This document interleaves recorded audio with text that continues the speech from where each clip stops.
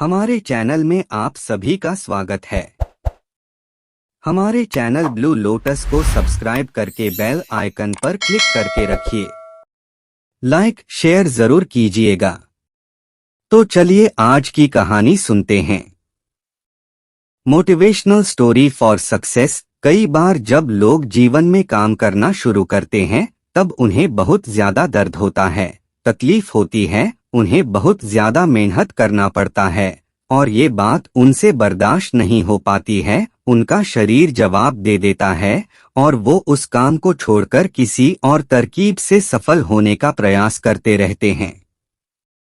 लेकिन याद रखिएगा, इस प्रकार से कोई भी व्यक्ति जीवन में सफल नहीं हो पाता है। याद रखिएगा कि सफलता का मार्ग मेहनत, दर्द और तकलीफ से होकर गुजरेगा और यह आपको सहना ही पड़ेगा। तो इसके लिए आप हमेशा तैयार रहिए।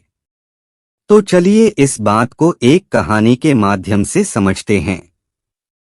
एक बार एक मूर्तिकार अपनी छीनी और हथौड़ी से एक पत्थर को भगवान की मूर्ति का आकार देने का प्रयास कर रहा था। जैसे ही वह छीनी पर अपना हथौड़ा चलाता, वह पत्थर चिल्लाने लगता और कहने लगता कि ये क्या कर रहे हो, मुझे इतना मार क्यों रहे हो, मुझे बहुत दुख हो रहा है, तकलीफ हो रही है, पीड़ा हो रही है, मुझे अपने हाल पर छोड़ दो और यहाँ से चले जाओ।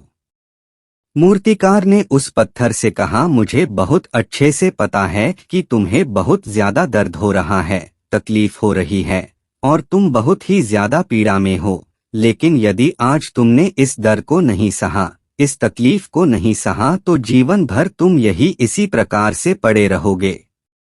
मुझे पता है कि तुम में आगे बढ़ने की अपार संभावना है, तुम एक बहुत अच्छे पत्थर हो, लेकिन यदि तुम इसी प्रकार से रहोगे तो कभी भी आगे नहीं बढ़ पाओगे। इतना कहकर मूर्तिकार औजार उठाए ही थे कि पत्थर फिर से चिल्लाने लगा, गिड़गिड़ाने लगा, विनती करने लगा कि मुझे अपने हाल पर छोड़ दो। मुझे पता है कि जीवन के लिए कौन सी चीज सही है और कौन सी चीज गलत है। मुझे बहुत ज्यादा दर्द हो रहा है, अब मैं इस तकलीफ को बहुत ज्यादा नहीं सह सकता। मैं जिस हाल में हूँ उस हाल में छोड़कर मुझे तुम यहाँ से चले जाओ। उस मूर्तिकार फिर से उस पत्थर को समझाने की कोशिश की, ज्यादा अधीर मत बनो और अपने सब्र को बनाए रखो थोड़ी देर और इस दर्द को सहो। यदि इस दर्द को सह लिया तो मैं भगवान की मूर्ति के रूप में तुम्हारी स्थापना करवाऊंगा और फिर दूर दूर से तुम्हारी पूजा करने आएंगे और पंडित और लोग तुम्हारी सेवा करेंगे। लेकिन पत्थर ने उस मूर्तिकार की एक भी बात नहीं मानी, वह चिल्लाता रहा और अपनी बात पर अड़ा रहा। मूर्तिकार में उस पत्थर को समझाने की बहुत कोशिश की, लेकिन वो पत्थर नहीं माना। अब मूर्तिकार भी थक चुका था और वह उस पत्थर को छोड़कर आगे बढ़ गया और थोड़ी ही दूर जाकर देखा कि एक और बहुत ही अच्छा पत्थर वह पड़ा हुआ है। उसने छीनी और हथौड़ी उठाई और उस पत्थर को मूर्ति बनाने के लिए वो तैयार हो गया। मूर्तिकार ने छीनी और हथौड़ी का वार दूसरे पत्थर पर जारी रखा। दूसरे पत्थर को भी दर्द हुआ, तकलीफ उसे भी हुई, लेकिन उस पत्थर ने बर्दाश्त कर लिया और देखते ही देखते थोड़ी समय के बाद उस पत्थर ने भगवान की मूर्ति का रूप धारण कर लिया।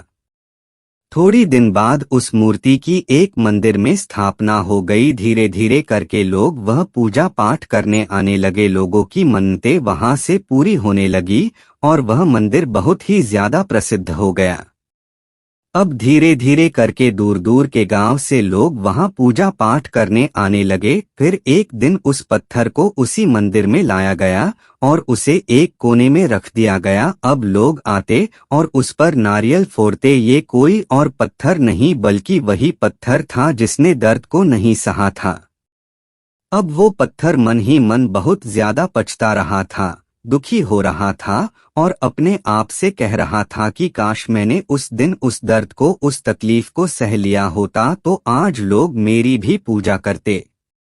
इसलिए आप भी अपने जीवन में हमेशा याद रखिएगा कि जब भी आप अपने करियर की शुरुआत में किसी काम को कर रहे हो, पढ़ाई कर रहे हो या कोई भी काम कर रहे हो और उसमें आपको दर्द हो रहा है, तकलीफ हो रही है, ज्यादा मेहनत करना पड़ रहा है, तो आप रुकिएगा मत, किसी और रास्ते की शुरुआत मत करिएगा, क्योंकि कोई और रास्ता आपको सफलता नहीं दे सकता है। आपको उस दर्द को, उस तकलीफ को सहना ही होगा, और उस दर्द को, उस तकलीफ को सहकर आप ज्यादा मजबूत बनेंगे, और तभी आप अपने जीवन में आगे बढ़ पाएंगे। और जीवन में हमेशा याद रखिएगा कि आपको पहले पत्थर की तरह नहीं बल्कि दूसरे पत्थर की तरह बनना है।